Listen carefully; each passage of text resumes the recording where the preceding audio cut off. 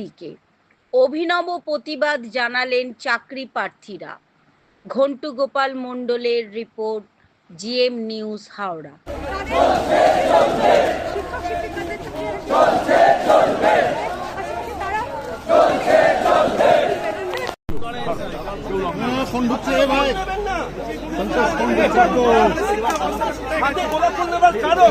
কারণ এখানে বাংলায় তার কারণ শান্তির বার্তা, এবং সকালে পদ্মফুল, বিকেলে তৃণমূল, দিনের শেষে মানুষকে এপ্রিল ফুলার করা চলবে না।